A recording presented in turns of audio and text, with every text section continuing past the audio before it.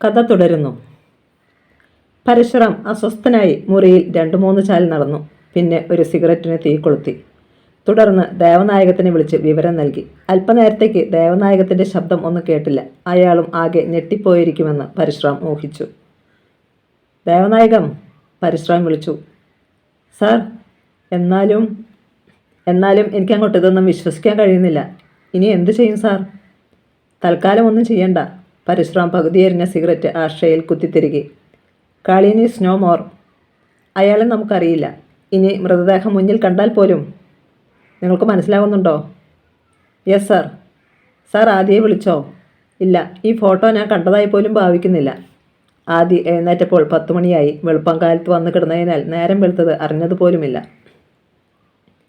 ഇന്ന് വൈകിട്ട് മിക്കവാറും ചെക്ക് ഡാം തുറന്നു വിട്ടേക്കും. ആ കുത്തൊഴുക്കിൽ കാളിയൻ്റെ മീതെ ഇരിക്കുന്ന പാറ ഉരുണ്ടുമാറും. ശവം ഇറച്ചിപ്പാലത്തിനടിയിലൂടെ അങ്ങ് താഴേക്ക് പോകും. എപ്പോഴെങ്കിലും തമിഴ്നാട് പോലീസ് അത് കണ്ടെത്താനിടയായാൽ അസ്ഥി മാത്രമേ ലഭിക്കൂ. തന്നെ ഇതുമായി ലിങ്ക് ചെയ്യാൻ ആർക്കും ആവില്ല. ഫോൺ ശബ്ദിച്ചു. ആദ്യം അതെടുത്ത് നമ്പർ നോക്കി. ജയന്തനാണ്. അറ്റൻഡ് ചെയ്തു. നീ എപ്പോഴാണ് ഇങ്ങോട്ട് വരുന്നത്? അവൻ്റെ ചോദ്യം. ഞാൻ എഴുന്നേറ്റതേയുള്ളൂ. വരാം. 12 മണിയോടടുത്തപ്പോൾ ആദ്യം ലിജോയും വണ്ടിപ്പെരിയാറ്റിലെ സമരപ്പന്തലിനരികിലെത്തി. ജനപ്രളയമായിരുന്നു അവിടെ. പത്രക്കാരും ചാനലുകാരും പോലീസും വേറെ. പരശുറാം ഉണ്ടായിരുന്നു അവിടെ. അയാൾ തന്നെ രൂക്ഷമായി നോക്കുന്നത് അവൻ കണ്ടു. അവൻ അയാൾക്കടുത്തേക്ക് ചെന്നു. സാർ എപ്പം വന്നു? കുറച്ചു നേരമായി, അയാൾ അനിഷ്ടത്തോടെ പറഞ്ഞു. ഞാൻ അയച്ച ഫോട്ടോ കണ്ടല്ലോ അല്ലേ? ആദി ശബ്ദം താഴ്ത്തി. ഫോട്ടോയോ? എന്ത് ഫോട്ടോ? പരശുറാം അജ്ഞത നടിച്ചു. സെല്ലിലൊന്ന് നോക്ക് പറഞ്ഞിട്ട് അവൻ ജയന്തൻ്റെ അരികിലേക്ക് പോയി. പരശുറാം ഫോട്ടോ കണ്ടു കാണും എന്നവന് തീർച്ചയുണ്ടായിരുന്നു. ആളുകൾ പുതിയ സമരപ്പന്തൽ നിർമ്മിക്കുന്ന തിരക്കിലായിരുന്നു. ജയന്തനും കുമാരനും അവിടേക്ക് നോക്കിയിരിക്കുകയാണ്. ജോൺ കുരിശിങ്കലും തങ്കമലയിലെ സഹദേവനും ഉണ്ടായിരുന്നു അരികിൽ. അവരോട് സംസാരിച്ചുകൊണ്ട് ആദിയും ലിജോയും ഇരുന്നു. പുതിയ പന്തൽ കെട്ടിയതോടുകൂടി നിരാഹാര സമരം അവിടേക്ക് മാറ്റി. അവിടെ വെച്ച് അവർ ഒരു യോഗം ചേരുകയും രാത്രിയിലത്തെ കൊലപാതക ശ്രമത്തിനെതിരെ അടുത്ത ദിവസം ഹർത്താലിന് ആഹ്വാനം ചെയ്യുകയുമുണ്ടായി. അടുത്ത ദിവസം കടക്കമ്പോളങ്ങൾ അടഞ്ഞുകിടന്നു. ഇടയ്ക്കിടെ കടന്നു പോകുന്ന ചില പോലീസ് വാഹനങ്ങളും ചുരുക്കം ചില ആംബുലൻസുകളും ഒഴിച്ചാൽ മറ്റു വാഹനങ്ങളൊന്നും നിരത്തിലിറങ്ങിയില്ല. ചെക്ക് ഡാം രാത്രിയോടെ തുറന്നു വിട്ടിരുന്നു. വല്ലാത്തൊരു മുഴക്കത്തോടെ ജലം കുത്തിമറിഞ്ഞ് ഒഴുകിക്കൊണ്ടിരുന്നു. ആ നേരത്ത് പുളിത്തോട്ടത്തിലെ ആ കെട്ടിടത്തിൽ ചിലരുണ്ടായിരുന്നു. ദേവനായകവും വർഗീസ് പുന്നത്രയും, ആഭ്യന്തരമന്ത്രി ചെട്ടിക്കുളങ്ങര സദാശിവനും.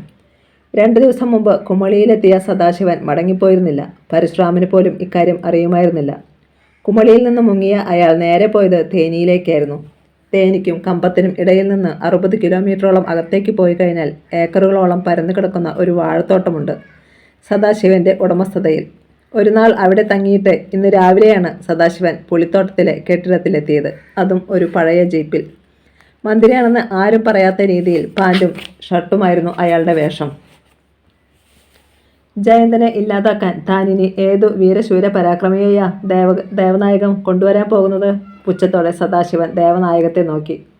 ഇനി ഒന്ന് പരിങ്ങിയിട്ടെന്നോണം ദേവനായകം പറഞ്ഞു. രാമേശ്വരത്ത് പേരുകേട്ട ഒരാളുണ്ട്. രാമേശ്വരത്തെ മൊത്തം അധോലോക പ്രവർത്തനങ്ങളും നിയന്ത്രിക്കുന്നത് അയാളാ. അയാളുടെ 2 പിള്ളേരും എന്നാൽ വേണ്ട. സദാശിവൻ കൈ ഉയർത്തി. ഇക്കാര്യത്തിൽ ഇനി കൂടുതൽ വിയർക്കേണ്ട കാര്യമില്ല. ഞാൻ പറയും, അത് താൻ അനുസരിക്കും. എന്താ? മതി. ദേവനായകത്തിന് സമ്മതം. ചില നോവലുകളിലും സിനിമയിലുമൊക്കെ കാണുന്നത് പോലെ എവിടെയൊക്കെ നിന്നോ പ്രൊഫഷണൽ കില്ലറുകൾ വരുന്നു. അവരൊക്കെ തോറ്റു തുന്നപ്പാടി ശവമായി വീഴുന്നു. അത്തരം ഒരു പരീക്ഷണത്തിന് ഇനി ഞാനില്ല. ആഭ്യന്തരമന്ത്രി തലമുടി പിന്നോട്ടൊതുക്കി. ഇവിടെ ഈ മണ്ണിൽ നല്ല ചോരയും നീരുമുള്ള ഉശിരൻ കൊട്ടേഷൻ ഗ്രൂപ്പുകൾ ധാരാളമുണ്ട്. അതിലൊരു കൂട്ടരെ ഞാനിത് ഏൽപ്പിക്കുകയാണ്. ഇരു ചെവി അറിയാതെ അവർ കാര്യം തീർത്തു പോയിക്കൊള്ളും. സദാശിവൻ ഒന്ന് നിർത്തി PAയെ നോക്കി. ബാക്കി പറഞ്ഞത് വർഗീസ് പുന്നത്രയാണ്. പക്ഷേ നമ്മളിനി ആദ്യം തീർക്കുന്നത് ജയന്തൻ്റെ പരിചയമായി നിന്ന് അവനെ രക്ഷിക്കുന്ന ആദിയെ തന്നെയാണ്. അവൻ ഒടുങ്ങിക്കഴിഞ്ഞാൽ ജയന്തൻ വെറും വട്ടപൂജ്യം. ദേവനായകൻ തലയാട്ടി. തൻ്റെ ആളുകൾ ഒരിക്കൽ ശ്രമിച്ചു പരാജയപ്പെട്ടതല്ലേ ഇക്കാര്യം? അതെ, അയാൾ സമ്മതിച്ചു. കാര്യം എപ്പോൾ എങ്ങനെ നടത്തും എന്നൊന്നും നമ്മൾ അറിയില്ല. മാത്രമല്ല, ഞാനിതിൽ നേരിട്ട് ഇടപെട്ട കാര്യം പരശുറാം പോലും അറിയാൻ പാടില്ല. അതിനാണ് അവനെ ഒഴിവാക്കി ഇങ്ങനെയൊരു കോൺഫറൻസ്. സദാശിവൻ ദേവനായകത്തിൻ്റെ കണ്ണുകളിലേക്ക് നോക്കി. തനിക്ക് മനസ്സിലായല്ലോ? ആയി സാർ. മന്ത്രി കനപ്പിച്ചൊന്ന് മൂളി. പിന്നെ കമ്പത്ത് പച്ചയപ്പനും കമ്പം മാർത്താണ്ഡനും കൊല്ലപ്പെട്ടത് അറിഞ്ഞല്ലോ താൻ? അറിഞ്ഞു സാർ. എന്തോ ഓർത്തുകൊണ്ട് ദേവനായകം പുളിത്തോട്ടത്തിൽ വീശിക്കൊണ്ടിരുന്ന കാറ്റിലേക്ക് നോട്ടം നട്ടു. എവിടെയോ നമുക്കൊരു പാളിച്ച പറ്റി. ഞാൻ ഫോൺ ചെയ്തപ്പോൾ പോലും പച്ചയപ്പനിൽ നിന്ന് സംശയകരമായ യാതൊരു വാക്കും കേട്ടില്ല താനും. വർഗീസ് പുന്നത്ര ചിന്തയോടെ പറഞ്ഞു. അതുകൊണ്ട് ഇനിയുള്ള ഓരോ നീക്കത്തിലും ഭാഗ്യപരീക്ഷണം എന്ന ഒന്നില്ല. പിന്നെയും അവർ അവിടെ സംസാരിച്ചു കൊണ്ടേയിരുന്നു. ഹർത്താലായതുകൊണ്ട് ആദ്യ അന്ന് കുമളി ടൗൺ വരെ നടന്നൊന്നു പോയി. കുമളി ഗേറ്റ് ബാറിൻ്റെ വാച്ച്മാനോട് പറഞ്ഞ് ഒരു പൈൻറ്റ് വിസ്കി വാങ്ങി. അച്ഛനും അമ്മയുമൊക്കെ വീട്ടിലുള്ളതിനാൽ അവിടേക്ക് പോകാതെ നേരെ ലിജോയുടെ അടുത്ത് പോയി. അവിടെ ഇരുന്ന് മദ്യം അകത്താക്കി. റോസാപ്പൂക്കണ്ടത്തിലെ അതിർത്തി പ്രദേശത്ത് പോലീസ് കാവലുണ്ടായിരുന്നു. ആദിയും ലിജോയും പിന്നെ സാജനും പരിസരവാസികളായ കുറച്ച് ചെറുപ്പക്കാരും. അവർ ഒന്നിച്ച് റോഡിലിരുന്ന് റമ്മി കളിച്ചു. പോലീസുകാരും കുറച്ചുനേരം അടുത്തു വന്ന് അത് കണ്ടു നിന്നു. 6 മണി വരെയാണ് ഹർത്താൽ. 5 മണിക്ക് അവർ കളി നിർത്തി എഴുന്നേൽക്കാൻ ഭാവിക്കുമ്പോൾ വനത്തിൽ വിറകും മറ്റ് വനവിഭവങ്ങളും ശേഖരിക്കാൻ പോകുന്ന 2 ആദിവാസി യുവാക്കൾ ഓടിയെത്തി. എന്താടാ? ആദി ചുളിഞ്ഞ നെറ്റിയോടെ അവരെ നോക്കി. മന്നാക്കുടി ട്രൈബൽ കോളനിയിലെ യുവാക്കളായിരുന്നു അത്. അണ്ണാ, കിതപ്പോടെ ഒരാൾ പറഞ്ഞു. ഞങ്ങളെ ബ്രാൻഡിപ്പാറയിൽ വെച്ച് കുറേ തമിഴരെ ഓടിച്ചു. ആദി ജാഗരൂകനായി. വിശദമായിട്ട് പറ. അവർ 10-100 പേര് കാണും. അവിടുത്തെ തെളിഞ്ഞ പ്രദേശത്ത് കൂട്ടം കൂടിയിരിക്കുമായിരുന്നു. ഞങ്ങളെ കണ്ടതും ആയുധങ്ങളുമായി പാഞ്ഞു വന്നു. പോതപ്പുല്ലിനിടയിലൂടെ ഒരു തരത്തിലാണ് ഞങ്ങൾ രക്ഷപ്പെട്ടത്. ബ്രാൻഡിപ്പാറ സ്ഥിതി ചെയ്യുന്നത് മംഗളാദേവി ക്ഷേത്രത്തിൻ്റെ തൊട്ടടുത്ത മലയിലാണ്. സാധാരണ അവിടുത്തെ ഫോറസ്റ്റ് ചെക്ക് സ്റ്റേഷനിൽ ആരും കാണാറില്ല. നാട്ടുകാരും അതുവഴി പോകാറില്ല. ചിത്ര പൗർണമിക്ക് നടക്കുന്ന മംഗളാദേവി ക്ഷേത്രത്തിലെ ഉത്സവ ദിവസങ്ങളിൽ മാത്രമേ ആ വഴി ജനങ്ങൾ വരൂ. പിന്നെ വല്ലപ്പോഴും വിദേശ ടൂറിസ്റ്റുകളെ വനം കാണിക്കാൻ പോകുന്ന ഫോറസ്റ്റ് ഉദ്യോഗസ്ഥന്മാർ. കൂട്ടം കൂടിയുള്ള തമിഴരുടെ ഈ വരവിൽ അവന് അപകടം മണത്തു. തേനിയിൽ നിന്നും കമ്പത്തു നിന്നും മുല്ലപ്പെരിയാർ പ്രശ്നത്തിൻ്റെ പേരിൽ ഇവിടേക്ക് ബഹുജന മുന്നേറ്റത്തിന് ഒരു തമിഴ് രാഷ്ട്രീയ പാർട്ടിയുടെ ആഹ്വാനമുണ്ട്. പക്ഷേ അതിൻ്റെ തീയതി പ്രഖ്യാപിച്ചിട്ടില്ല. എന്നാൽ ഈ സംഘത്തിൻ്റെ വരവ് അതിൻ്റെ മുന്നോടിയാണെന്ന് തന്നെ അവർ ഉറച്ചു വിശ്വസിച്ചു. നിങ്ങൾ സൂക്ഷിക്കണം, ആദി യുവാക്കളോട് പറഞ്ഞു.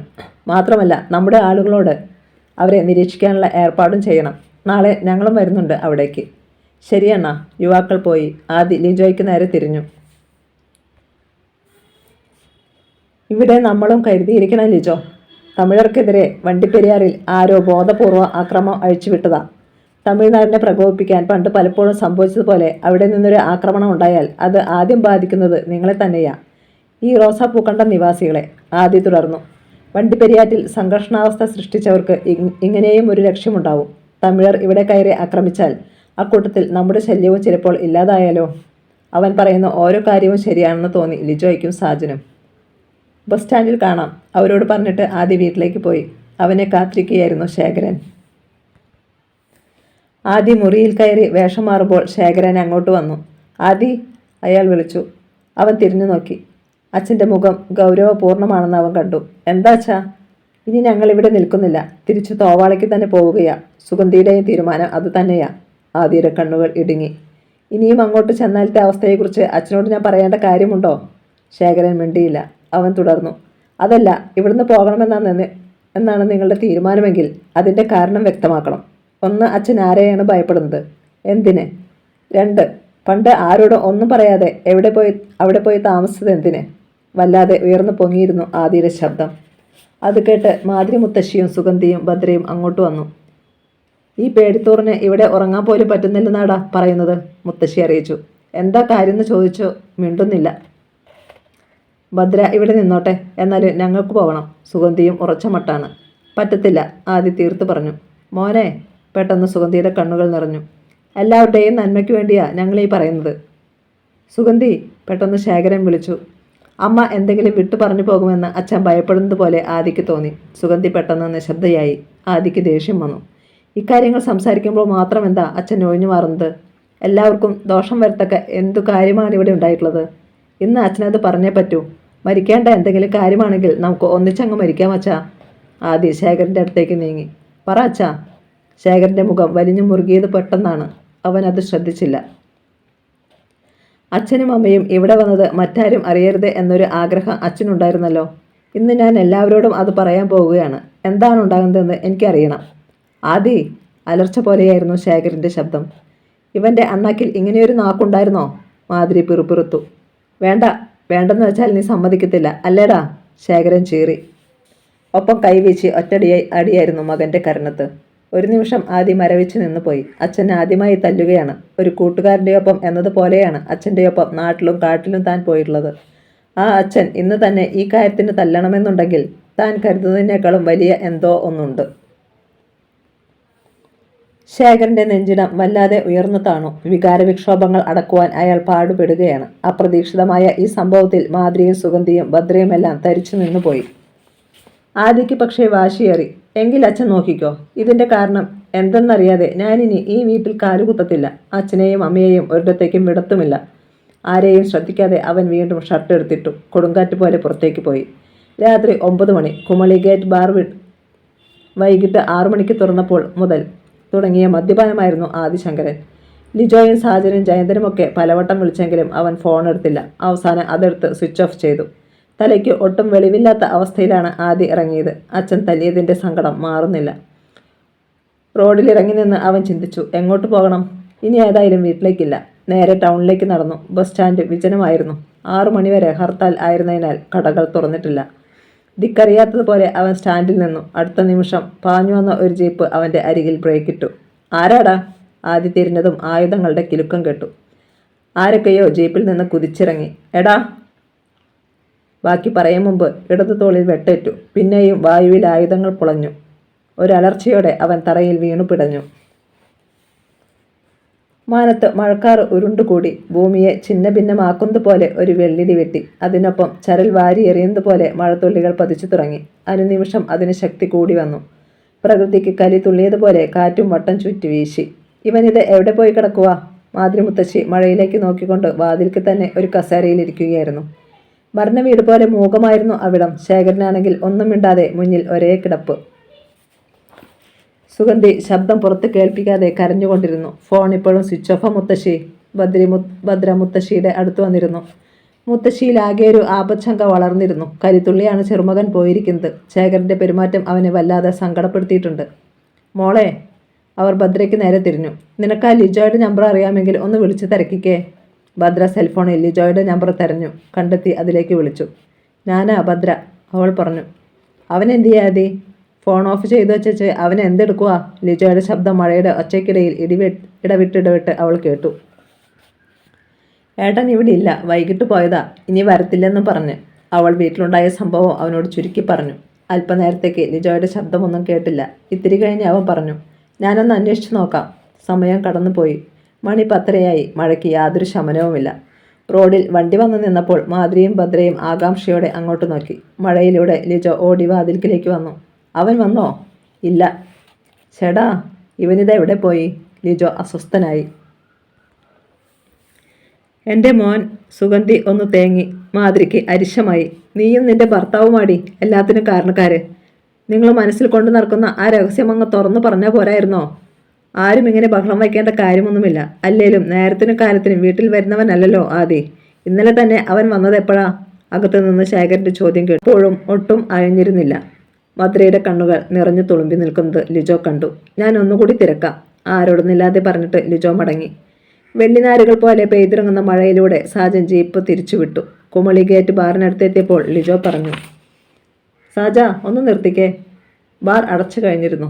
സാജൻ ജീപ്പ് നിർത്തി. കുടയും ചൂടി വാച്ചർ ഗേറ്റിലേക്ക് വന്നു. ആരാ? അയാൾ ടോർച്ച് തെളിച്ചു നോക്കി. ആളെ മനസ്സിലായി. എന്താ ലിജോ ഈ മഴയത്ത്? ആദ്യം ഇങ്ങോട്ടെങ്ങാനും വന്നോ? വന്നു. ഒരു 9:30 വരെ ഇവിടെ ഉണ്ടായിരുന്നു. നല്ല പൂസിലാണ് പോയത്. എങ്ങോട്ടാന്ന് കണ്ടോ? ഇല്ല, റോഡിലിറങ്ങി നിൽക്കുന്നത് മാത്രം കണ്ടു. പക്ഷേ നടന്നാ പോയിട്ടുള്ളത്. സാജ പോകാം, ലിജോ നിർദ്ദേശിച്ചു. ജീപ്പ് ടൗണിലേക്ക് നീങ്ങി. നടന്നാ പോയിട്ടുള്ളതെങ്കിൽ അവനീ പരിസരത്ത് എവിടെയെങ്കിലും കാണും. ഹർത്താലായിരുന്നതുകൊണ്ട് വണ്ടിയൊന്നും കിട്ടിക്കാണുകയല്ല. നീ സ്റ്റാൻഡിലേക്ക് വിട്. വീട്ടിൽ പോകാനുള്ള മടി കൊണ്ട് അവൻ സ്റ്റാൻഡിലെ വെയിറ്റിംഗ് ഷെഡിൽ കണ്ടേക്കും. സാജൻ ജീപ്പ് സ്റ്റാൻഡിനുള്ളിലേക്ക് തിരിക്കുകയായിരുന്നു. പെട്ടെന്ന് അവൻ ബ്രേക്ക് ഇട്ടു. എന്താടാ? അതെന്താ? ഒഴുകുന്ന വെള്ളത്തിലേക്ക് സാജൻ കൈ ചൂണ്ടി. ലിജോ സൂക്ഷിച്ചു നോക്കി. തെളിഞ്ഞ വെള്ളത്തിൽ നൂല് പോലെ ഒരു ചുവപ്പ് ഓളം. മഴത്തുള്ളികൾ അതിൽ വീണ് അലിഞ്ഞുകൊണ്ടിരുന്നു. സാജൻ വെള്ളം ഒഴുകി വരുന്ന ഭാഗത്തേക്ക് ജീപ്പ് വിട്ടു. ഹെഡ്ലൈറ്റിന്റെ വെളിച്ചത്തിൽ മുന്നിലെ കാഴ്ച കണ്ട് അവർ കിടുങ്ങി. മഴയിൽ കുതിർന്ന് ചാക്കുപോലെ ഒരു രൂപം. സാജൻ സഡൻ ബ്രേക്ക് ഇട്ടു. ലിജോ വെള്ളത്തിലേക്ക് ചാടി. മഴ നനഞ്ഞു കിടക്കുന്ന മനുഷ്യന്റെ അടുത്തെത്തി. ഒരു വശം ചെരിഞ്ഞായിരുന്നു കിടപ്പ്. അവൻ ആ ശരീരം വലിച്ചു നേരെയിട്ടു. മുഖം വെളിച്ചത്തിലേക്ക് തിരിച്ചു. അവന്റെ തലച്ചോറിലൂടെ ഒരു വിദ്യുത് പ്രവാഹം പാഞ്ഞുപോയി. ആദി! പ്രപഞ്ചം നടക്കുന്ന ഒരലർച്ച. എഞ്ചിൻ ഓഫ് ചെയ്യാതെ ഹെഡ്ലൈറ്റ് അണയ്ക്കാതെ സാജന് മഴയിലേക്ക് ഓടി. ആദിയുടെ കണ്ണുകൾ അടഞ്ഞിരുന്നു. ശരീരം തണുത്തിരുന്നു. ആദി! എടാ, ഇങ്ങനെ ബസ് സ്റ്റാൻഡിൽ കാണാമെന്നാണോടാ നീ എന്നോട് പറഞ്ഞത്? ലിജോ അവൻ്റെ ശിരസ്സെടുത്ത് മടിയിൽ വെച്ചു. ആദി, എടാ! ലിജോ അവൻ്റെ മുഖം കുലുക്കി വിളിച്ചു. പക്ഷേ ഒരു മൂളൽ പോലും ആദിയിൽ നിന്നുണ്ടായില്ല. സാജ, പിടിക്കടാ! അവരിരുവരും ചേർന്ന് പെട്ടെന്ന് അവനെ ജീപ്പിൽ കയറ്റി പിന്നിലെ പ്ലാറ്റ്ഫോമിൽ കിടത്തി. സാജൻ ഡ്രൈവിംഗ് സീറ്റിൽ പറന്നു വീണു. ഗിയർ തെന്നി മാറി ശരവേഗത്തിൽ എടുത്തു ചാടുപോലെ ജീപ്പ് മുന്നോട്ട് കുതിച്ചു. Saint Augustine hospital. ഇരച്ചു വന്ന ജീപ്പ് അവിടെ ബ്രേക്കിട്ടു. ലിജോ ചാടിയിറങ്ങി വാച്ചറോട് അലറി, സ്ട്രെച്ചർ കൊണ്ടുവാടോ. വാച്ചർ പെട്ടെന്ന് സ്ട്രെച്ചർ കൊണ്ടുവന്നു. സാജനും ലിജോയും കൂടി ആദിയുടെ ശരീരം താങ്ങിയെടുത്ത് അതിൽ കിടത്തി. അതുമായി കാഷ്വാലിറ്റിയിലേക്ക് കുതിച്ചു. കാഷ്വാലിറ്റിയുടെ വാതിൽ സ്ട്രെച്ചറിൻ്റെ ഇടിയേറ്റ് തുറക്കപ്പെട്ടു. അകത്തുണ്ടായിരുന്ന ഡ്യൂട്ടി ഡോക്ടറും നേഴ്സുമാരും കിടുങ്ങിപ്പോയി. എന്താണോ ഇത്? ഡോക്ടർക്ക് ദേഷ്യം വന്നു. ഇങ്ങനെയാണോ വാതിൽ തുറക്കുന്നത്? ചോദ്യവും പറച്ചിലും പിന്നീട്. വേഗം ഇവനെ രക്ഷിക്കേ. നനഞ്ഞു നിന്നിരുന്ന ലിജോയെ അപ്പോഴാണ് ഡോക്ടർക്ക് മനസ്സിലായത്. അയാൾ ആദിക്കരികിലേക്ക് തിടുക്കത്തിൽ നീങ്ങി. നിങ്ങളൊന്ന് പുറത്തേക്ക് ഇറങ്ങി നിൽക്ക്, നേഴ്സ് പറഞ്ഞു. ലിജോയും സാജനും വെളിയിലിറങ്ങി. കാഷ്വാലിറ്റിയുടെ വാതിലടഞ്ഞു. തൽക്കാലം ആദിയുടെ വീട്ടിൽ വിവരം അറിയിക്കേണ്ട എന്നായിരുന്നു ലിജോയുടെ തീരുമാനം. കുമളിയിലുള്ള തൊഴിലാളി സുഹൃത്തുക്കളെ വിളിച്ച് പെട്ടെന്ന് ആശുപത്രിയിലെത്താൻ അവൻ നിർദ്ദേശിച്ചു. 11 മണി. ലോവർ പെരിയാറിലെ പുളിത്തോട്ടത്തിന് മധ്യേയുള്ള വീട്ടിൽ പഞ്ചായത്ത് പ്രസിഡന്റ് ദേവനായകവും ആഭ്യന്തരമന്ത്രിയുടെ PA വർഗീസ് പുന്നത്തറയും ദൂരെ നിന്ന് വന്ന കൊട്ടേഷൻ സംഘവും ഉണ്ടായിരുന്നു. കേരളത്തിൽ തകർത്ത് പെയ്യുന്ന മഴയാണെങ്കിലും അവിടെ ഒരു ചാറ്റൽ പോലുമില്ല. നേരിയ മഴക്കോളുണ്ട്, അത്രമാത്രം. അങ്ങനെ ഒരധ്യായം അവസാനിച്ചു. അലറി ചിരിച്ചുകൊണ്ട് ദേവനായകൻ ഗ്ലാസ് ഉയർത്തി. ചിയേഴ്സ്! എല്ലാവരും ഗ്ലാസ് എടുത്തു. വിവിധതരം മദ്യക്കുപ്പുകൾ അവിടെ നിർത്തിയിരുന്നു. 2 പെട്ടി സോഡയും പൊരിച്ച കോഴിയും ചപ്പാത്തിയും എല്ലാം ചുറ്റുമുണ്ട്. എല്ലാവർക്കും ഇഷ്ടം പോലെ കുടിക്കാം, കഴിക്കാം. ദേവനായകം അലറിച്ചിരിച്ചു. നിങ്ങൾ ചുണക്കുട്ടികളാണെന്ന് തെളിയിച്ചിരിക്കുന്നു. ഞങ്ങളുടെ ഒരു വലിയ തലവേദനയാണ് നിങ്ങൾ അവസാനിപ്പിച്ചു തന്നത്. 7 പേരുണ്ടായിരുന്നു ആ സംഘത്തിൽ. എല്ലാവരും 18നും 22നും ഇടയിൽ പ്രായമുള്ളവർ. ഇതൊന്നും ഒരു വലിയ കാര്യമല്ല ചേട്ടാ. കൂട്ടത്തിലുള്ള ഒരു ചെറുപ്പക്കാരൻ ഒറ്റവലിക്ക് ഗ്ലാസ് കാലിയാക്കി. ഒരു ചിക്കൻ കാലെടുത്ത് കടിച്ചു പറിച്ചുകൊണ്ട് അവൻ തുടർന്നു. ഞങ്ങൾ വെട്ടി വീഴ്ത്തിയവൻ്റെ പേരെന്താ? ഓ, ആദി അല്ലേ? അവൻ ആനയ കടുവയ എന്നൊക്കെ ഞങ്ങൾക്ക് കിട്ടിയ വിവരം. പക്ഷേ ഒരു കഴുതയായിട്ട് പോലും ഞങ്ങൾക്ക് തോന്നിയില്ല. അവൻ്റെ കൂട്ടുകാർ അത് കേട്ട് ചിരിച്ചു. ഇതൊക്കെ എന്ത് കൊട്ടേഷൻ? സാഹസികമായിട്ട് പണിയണം, അതാ ഞങ്ങൾക്കിഷ്ടം. ദേവനായകത്തിന് സന്തോഷമായി. അയാൾ പുന്നത്രയെ നോക്കി. നമുക്കിവരെ ഒരാഴ്ച ഇവിടെ അങ്ങ് നിർത്തിയാലോ പുന്നത്ര സാറേ? വേറെ ആവശ്യമുണ്ടല്ലോ, പണി ബാക്കിയല്ലേ? ജയന്തൻ്റെ കാര്യമാണ് അയാൾ ഉദ്ദേശിച്ചത്. അയ്യോ, അത് പറ്റില്ല, പുന്നത്ര എതിർത്തു. ഇവർക്ക് നാളെ രാവിലെ ഒന്നും അറിയാത്തതുപോലെ കോളേജിൽ പോകേണ്ടതാണ്. നമുക്ക് ആവശ്യമുള്ള നേരത്തെ ഇവരെങ്ങ് എത്തിക്കോളും, പോരെ? മതി, അത് മതി. കുപ്പികൾ തീർന്നുകൊണ്ടിരുന്നു. ദേവനായകൻ നല്ല ഫോമിലായി. അയാൾ ചെറുപ്പക്കാരെ കെട്ടിപ്പിടിക്കുകയും ഉമ്മ കൊടുക്കുകയും ചെയ്തു. ആ നേരത്ത് പുന്നത്തറയുടെ ഫോൺ ഇരമ്പി. അയാൾ അതെടുത്ത് നമ്പർ നോക്കിയിട്ട് കാതോട് ചേർത്തു. പറഞ്ഞോ.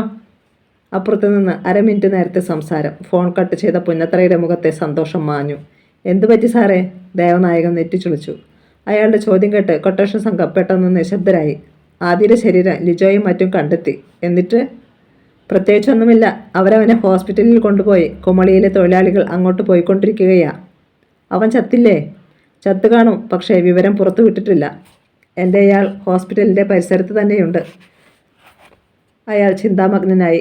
ഇനി അവൻ ജീവനോടെ പുറത്തു വരില്ല. ഞങ്ങൾ ഈ പണി തുടങ്ങിയിട്ട് 2-3 വർഷമായി സാറേ. സാറിനറിയാമല്ലോ, ചെറുപ്പക്കാരുടെ നേതാവ് വർഗീസ് പുന്നത്രയോട് പറഞ്ഞു. അതറിയാം, പക്ഷേ ആദിയുടെ കാര്യമായതുകൊണ്ടാ ഒരു പ്രത്യേക ജനുസ അവൻ. ആരും അതിന് മറുപടി പറഞ്ഞില്ല. ആഹ്ലാദാരവങ്ങൾ പെട്ടെന്ന് നിലച്ചു. Saint Augustine hospital. മഴ ശമിച്ചു തുടങ്ങിയിരുന്നു. ഹോസ്പിറ്റലിൽ കുമളിയിലെ തൊഴിലാളികൾ തിങ്ങിക്കൂടി. അറിഞ്ഞവർ അവിടേക്ക് വന്നുകൊണ്ടിരുന്നു. ഇതിനിടെ 4-5 പേരുടെ ബ്ലഡ് എടുത്തു. ഡോക്ടർമാർ തിടുക്കത്തിൽ അകത്തേക്ക് പോവുകയും പുറത്തേക്ക് വരികയും ചെയ്യുന്നു. ആരും ഒന്നും പറയുന്നില്ല. അസ്വസ്ഥതയും ഉത്കണ്ഠയും നിറഞ്ഞ ഭാവത്തിൽ നിൽക്കുകയാണ് ലിജോയും സാജനും. സങ്കടം സഹിക്കാനാവാതെ ലിജോ പുറത്തെ ഇരുളിലേക്ക് മുഖം തിരിച്ചു. സാജൻ അവൻ്റെ തോളിൽ കൈവച്ചു. ലിജോ തിരിഞ്ഞു. ആദിയുടെ വീട്ടിൽ വിവരം അറിയിക്കണ്ടേ? എന്തു പറഞ്ഞ് നമ്മൾ വിളിക്കും? എന്നാലും അറിയിക്കാതിരുന്നാൽ? ലിജോ ഫോൺ എടുത്തു. പെട്ടെന്നൊരു തൊഴിലാളി അങ്ങോട്ട് വന്നു. ലിജോയെ ഡോക്ടർ വിളിക്കുന്നു. അവൻ ഡോക്ടറുടെ അടുത്തേക്ക് ഓടി. ഡോക്ടർ? ലിജോ. ഡോക്ടർക്ക് പറയാൻ ബുദ്ധിമുട്ടുള്ളതുപോലെ തോന്നി. പ്രതീക്ഷയിൽ 1% കൂടുതൽ സാധ്യതയില്ല. കിടുങ്ങിപ്പോയി ലിജോ. ഡോക്ടർ? യെസ്. ശരീരം മുഴുവൻ മുറിവുകളാണ്. രക്തം ധാരാളം നഷ്ടപ്പെടുകയും ചെയ്തു. ഹൃദയം തുടിക്കുന്നുണ്ട് എന്നതൊഴിച്ചാൽ. ബാക്കി കേട്ടില്ല ലിജോ. അവൻ്റെ കാതുകൾ കൊട്ടിയടയ്ക്കപ്പെട്ടതുപോലെയായി. ഡോക്ടർ തുടർന്നു. ഇടയ്ക്കിടെ പൾസ് വല്ലാതെ താഴ്ന്നു പോകുന്നു. ഞങ്ങൾ പറ്റാവുന്നതൊക്കെ ചെയ്തു കഴിഞ്ഞു. ഡോക്ടർ കോട്ടയം മെഡിക്കൽ കോളേജിലേക്ക് കൊണ്ടുപോയാൽ സാജനാണ് ചോദിച്ചത്. അത് പറയാനാണ് ഞാൻ വിളിച്ചത്. ഏതായാലും ഒന്ന് ട്രൈ ചെയ്ത് നോക്ക്. ആംബുലൻസും ഡോക്ടറും നേഴ്സും എല്ലാം റെഡിയാണ്. എന്നാൽ അങ്ങനെ ചെയ്യാം ഡോക്ടർ. പെട്ടെന്ന് തന്നെ ആദ്യയെ മെഡിക്കൽ കോളേജിലേക്ക് കൊണ്ടുപോകാനുള്ള ഏർപ്പാട് ചെയ്തു. എല്ലാവിധ സജ്ജീകരണങ്ങളുള്ള ആംബുലൻസ്. ഒരു ഡോക്ടറും നേഴ്സും ഒപ്പം കയറി. പിന്നെ ലിജോയും സാജനും. സൈറൺ ഇട്ടുകൊണ്ട് ആംബുലൻസ് കോട്ടയത്തേക്ക് പാഞ്ഞു. ആദ്യക്ക് ബ്ലഡും ട്രിപ്പും നൽകിക്കൊണ്ടിരുന്നു. ഓക്സിജനും നൽകുന്നുണ്ട്. എങ്ങനെ പോയാലും 2.5 മണിക്കൂർ എടുക്കും മെഡിക്കൽ കോളേജിലെത്താൻ. ഹൈറേഞ്ച് റോഡല്ലേ. ആംബുലൻസ് വണ്ടിപ്പെരിയാറിലെത്തിയപ്പോൾ ലിജോ സമരപന്തലിലേക്ക് എത്തി നോക്കി. പന്തലിൽ ജയന്തൻ കിടപ്പുണ്ട്. മറ്റു കുറേ പേരുമുണ്ട്. അവൻ പെട്ടെന്ന് ഫോണെടുത്ത് ജയന്തനോട് വിവരം പറഞ്ഞു. ജയന്തൻ്റെ ഉൾക്കിടിലത്തോടെയുള്ള ശബ്ദം കേട്ടു. ഞാനും വരുന്നു. വേണ്ട ജയന്ത, ഞാൻ വിവരം അറിയിക്കാം. അവൻ ഫോൺ കട്ട് ചെയ്തു. ഇനി വിവരം ആരെയെങ്കിലുമൊക്കെ അറിയിക്കാതിരിക്കാൻ പറ്റില്ല. അവൻ ആദ്യം സുരേന്ദ്രനാഥിനെ വിളിച്ചു. താൻ പിന്നാലെ വരുമെന്ന് സുരേന്ദ്രനാഥ് പറഞ്ഞു. ഉറങ്ങാൻ കിടന്നതായിരുന്നു അയാൾ. ഭാര്യയോട് വിവരം പറഞ്ഞു. കേട്ടതേ കനകം നിലവിളിച്ചു. പരശുറാമും ജുവലും രവിയും ഓടിയെത്തി. വിവരമറിഞ്ഞപ്പോൾ പൊട്ടിക്കരഞ്ഞുകൊണ്ട് ജുവൽ ഭിത്തിയിലേക്ക് ചാരി. പപ്പയുടെ കൂടെ ഞാനും വരുന്നു. പരശുറാം മാത്രം ചിന്തയോടെ പിൻവാങ്ങി. ഇത് ആര് നൽകിയ കൊട്ടേഷൻ? താൻ അറിയാതെ. അപ്പോൾ ഭദ്രയുടെ നമ്പറിലേക്ക് വിളിക്കുകയായിരുന്നു ലിജോ. വല്ല വിവരവും കിട്ടിയോ? ഉദ്യോഗത്തോടെയുള്ള അവളുടെ ചോദ്യം. കിട്ടി, പക്ഷേ അവൻ നിർത്തി. പറ ലിജോ. അവളുടെ തേങ്ങൽ അവൻ കേട്ടു. ചില പ്രശ്നങ്ങളുണ്ട്. ഞങ്ങൾ കോട്ടയത്തിന് പോയിക്കൊണ്ടിരിക്കുകയാ. കോട്ടയത്തിനോ? ഏട്ടൻ്റെ കയ്യിൽ ഫോണൊന്ന് കൊടുത്തേ. അല്ല, അതിപ്പം പറ്റത്തില്ല. ഭദ്രയ്ക്ക് അപകടം മണത്തു. എന്താ മോളെ? മാതിരി തിരിഞ്ഞു. മുത്തശ്ശി, ഏട്ടനെന്തോ പറ്റിയിട്ടുണ്ട്. അവൾ കാര്യം പറഞ്ഞു. അകത്തുനിന്ന് ശേഖരൻ എഴുന്നേറ്റ് വന്നു. സുഗന്ധിയും. നീ ആ ഫോൺ ഇങ്ങോട്ട് താടി. മുത്തശ്ശി അവളുടെ കയ്യിൽ നിന്ന് ഫോൺ വാങ്ങി. എന്താണെങ്കിലും തുറന്നു പറഞ്ഞാടോ ലിജോ. എന്തും കേൾക്കാനുള്ള മനക്കെട്ടി എനിക്കുണ്ട്. മുത്തശ്ശിയുടെ രീതി അറിയാവുന്നതുകൊണ്ട് ലിജോ തുറന്നു പറഞ്ഞു. മുത്തശ്ശിയുടെ നെഞ്ചൊന്ന് പിടഞ്ഞു. എങ്കിലും പറഞ്ഞു. ഇല്ലടാ, അങ്ങനെയൊന്നും എൻ്റെ കുഞ്ഞു ചാവത്തില്ല. പിന്നൊന്നും പറയാതെ അവർ ഫോൺ മടിയിൽ വെച്ചു. ശേഖരൻ കാര്യം തിരക്കി. മാതിരി അയാളെ രൂക്ഷമായി ഒന്ന് നോക്കിയതേയുള്ളൂ. രാത്രി 1:45. കരുതിയതിലും 15 മിനിറ്റ് നേരത്തെ ആംബുലൻസ് കോട്ടയം മെഡിക്കൽ കോളേജിലെത്തി. കാഷ്വാലിറ്റി. കുമളിയിൽ നിന്ന് വന്ന ഡോക്ടർ മെഡിക്കൽ കോളേജിലെ ഡോക്ടറോട് സംസാരിച്ചു. അകത്തേക്ക് കൊണ്ടുപോകാൻ ആദ്യയെ സ്ട്രെച്ചറോടെ തന്നെ ആംബുലൻസിൽ നിന്ന് പുറത്തേക്കെടുത്തു. ഡോക്ടർ പെട്ടെന്ന് വന്ന് പരിശോധിച്ചു. അയാളുടെ മുഖം മ്ലാനമാകുന്നത് ലിജോയും സാജനും കണ്ടു. മെഡിക്കൽ കോളേജിലെ ഡോക്ടർ കുമളിയിൽ നിന്ന് വന്ന ഡോക്ടറോട് എന്തോ പറഞ്ഞു. അയാൾ ലിജോയുടെ അടുത്തെത്തി. രക്ഷപ്പെടണമെങ്കിൽ എന്തെങ്കിലും മിറക്കിൾ സംഭവിക്കണമെന്നാണ് ഡോക്ടർ പറയുന്നത്. അത് കേട്ട് ലിജോയുടെ തല കറങ്ങി. Kumily CI office. ഒരു വട്ടം കൂടി CI പരശുറാം പഞ്ചായത്ത് പ്രസിഡന്റ് ദേവനായകത്തെ വിളിച്ചു. പ്രസിഡന്റേ, ആദ്യയെ വെട്ടിയതാരാണെന്ന് നിങ്ങൾക്കറിയാം. നിങ്ങളറിയാതെ അത് നടക്കില്ലെന്നുറപ്പ്. പക്ഷേ എന്നോടത് പറയരുതെന്ന് ആരാ നിങ്ങളോട് നിർദ്ദേശിച്ചിരിക്കുന്നത്? പരശുധാരേ, ഞാൻ സത്യമാ പറയുന്നത്. എനിക്കറിയില്ല. അവൻ നേരത്തെ കൊടുത്ത ഏതെങ്കിലും ഒരു പണിയുടെ തിരിച്ചടിയായിക്കൂടെ ഇത്? അയാൾ പറഞ്ഞത് വിശ്വസിക്കാനാകാതെ പരശുറാം ഫോൺ വച്ചു.